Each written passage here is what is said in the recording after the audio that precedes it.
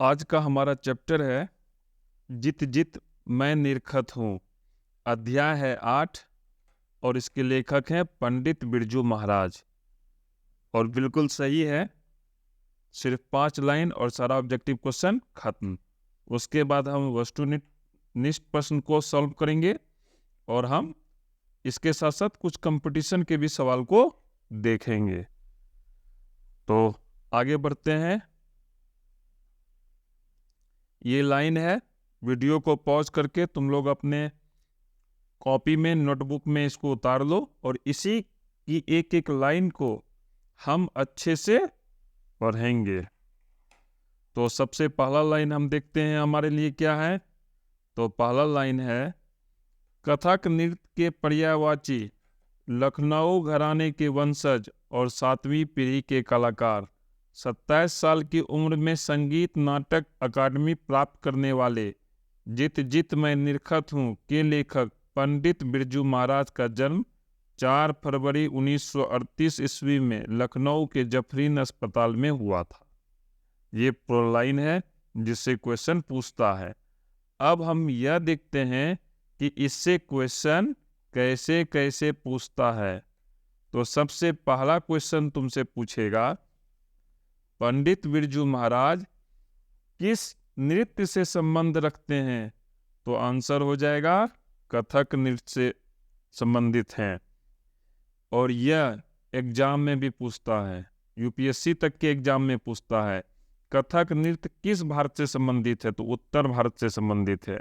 पंडित बिरजू महाराज किससे संबंधित हैं? तो कथक नृत्य से संबंधित हैं।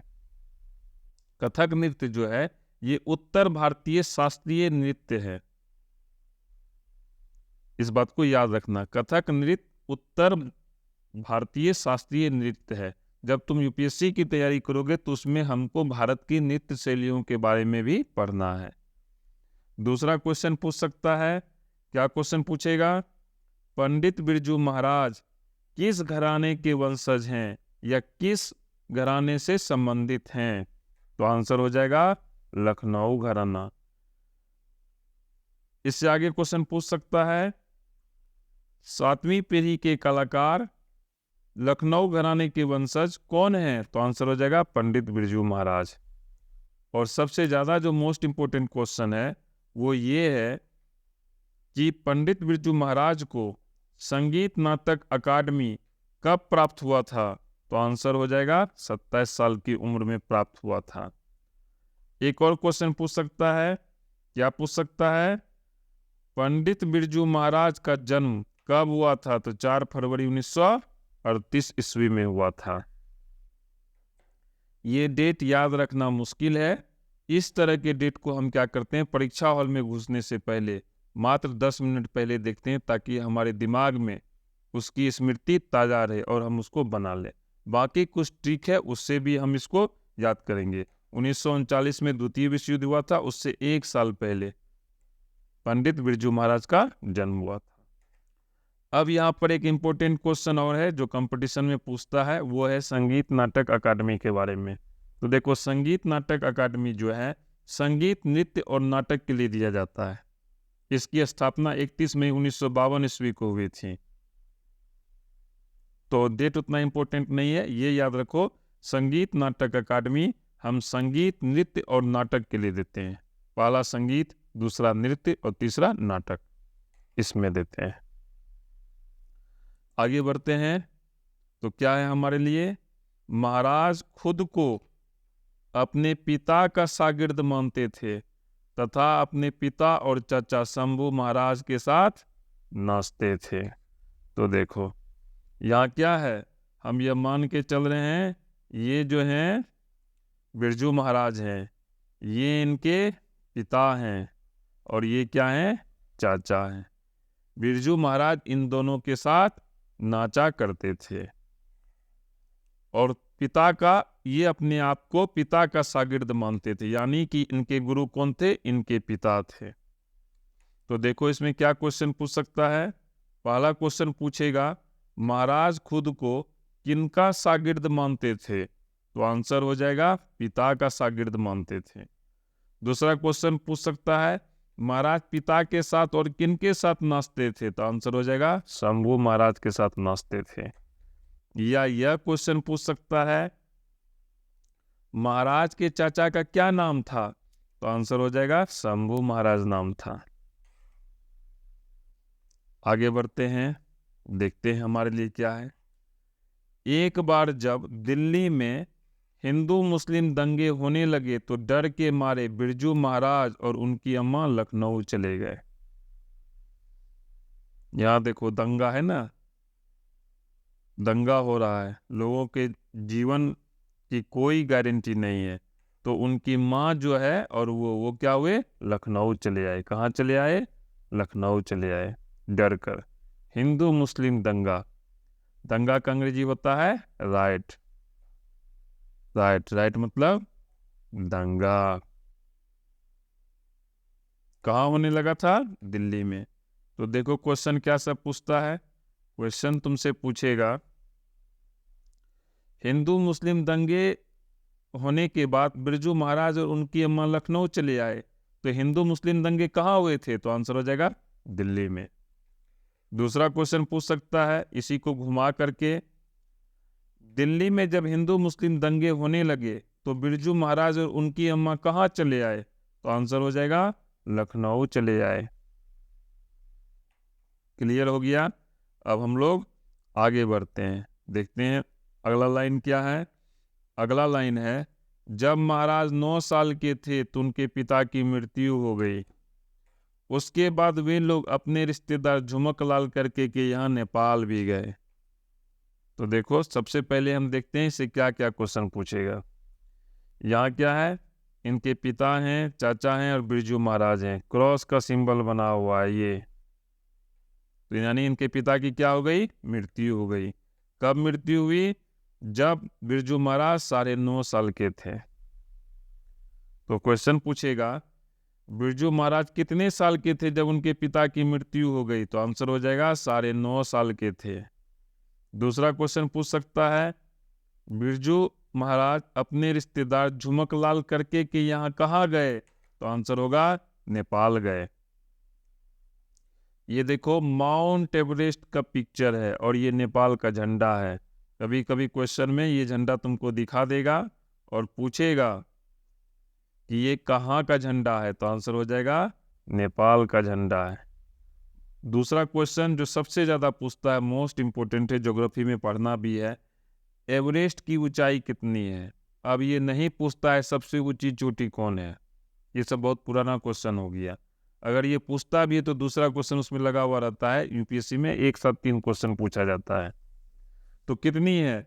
तो 8848.86 मीटर है। 0.86 नहीं भी याद रहे तो कोई बात नहीं है, 8848 ये याद रखो, इतना मीटर है। कंपटीशन में ये पूछता है, इंटेलिजेंस ब्यूरो से लेकर के चपरासी तक में।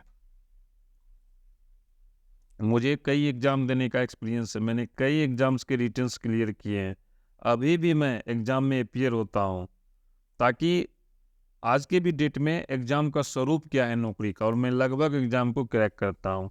अभी हाल में ही मैंने एक सीनियर मैनेजर के एग्जाम को क्रैक किया है, रिटन एग्जाम को, नॉट इंटरव्यू। तो ठीक है आगे बढ़ते हैं। यहीं पे ख़त्म हो गया। ये asanbiharboard.co.in वेबसाइट है जहाँ पर हम जाकर के टेस्ट देंगे।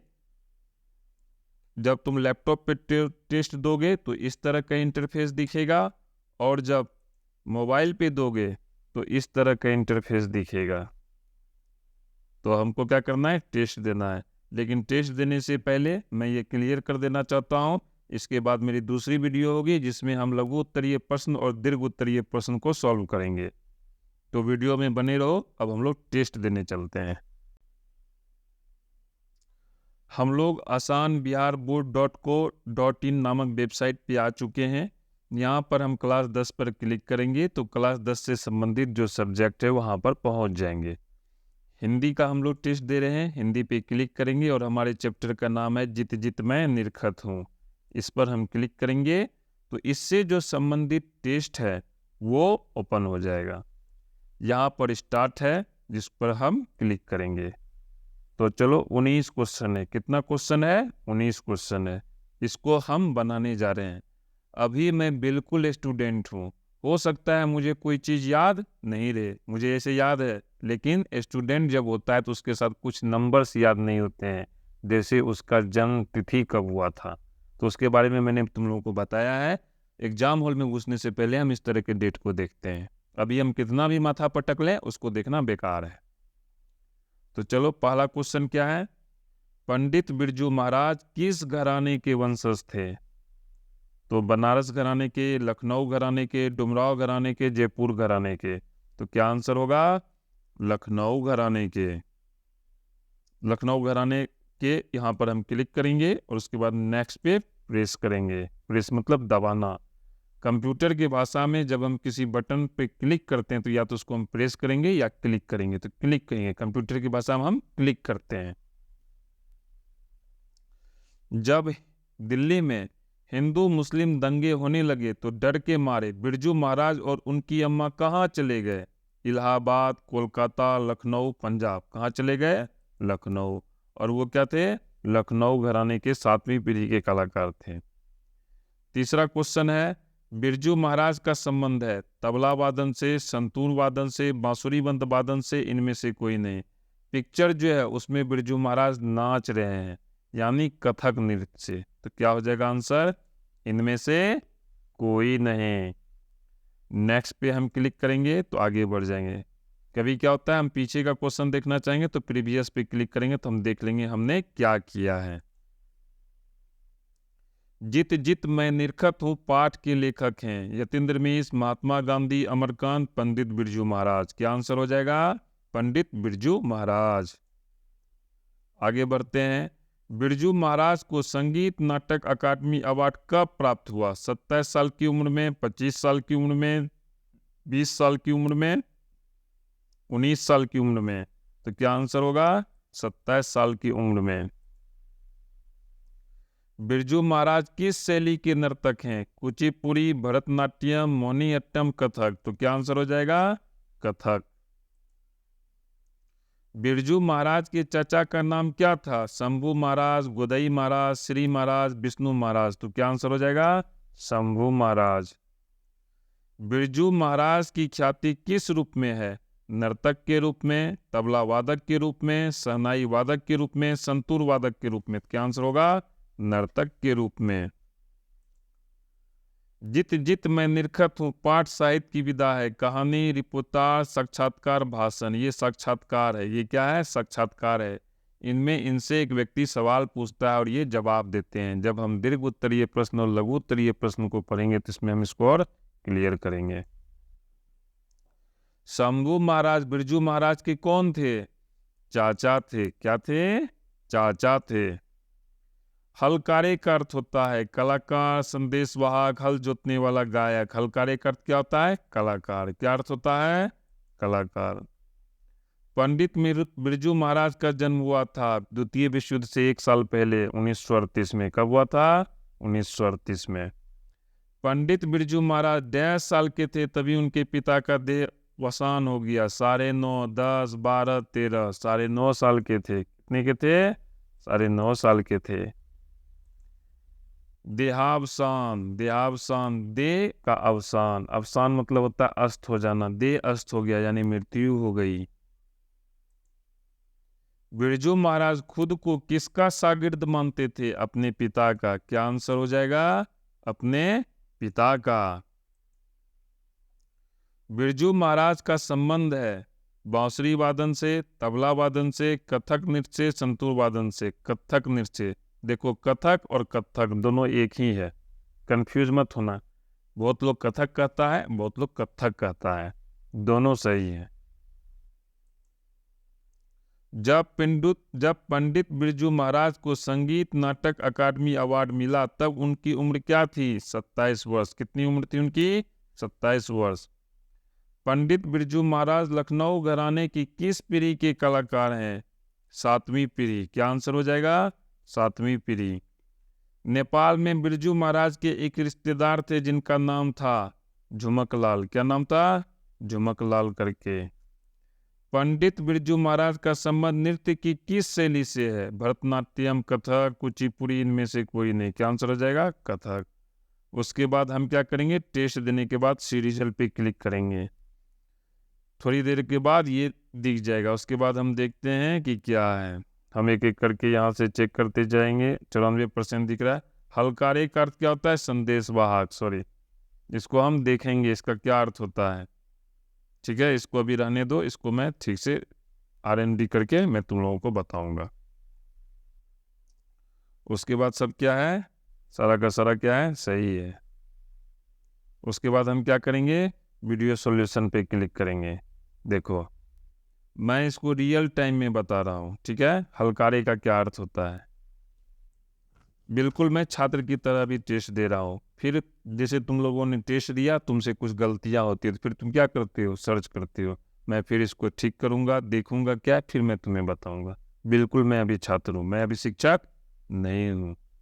तो जैसे छात्रों से गलती होती है, तो ये मैं मान के चल रहा हूँ मुझसे भी गलती हो रही है। अब हम इसको खोजेंगे, किताब का पन्ना उल्टाएंगे। तुम लोग भी जाओ, किताब का पन्ना उल्टाओ और मुझे कमेंट करो इसका क्या अर्थ होता है। तो आज के लिए छात्र और छात्राएं इतना ही। ईश्वर आप लोगों को सफलता प्रदान करे। धन्यवाद।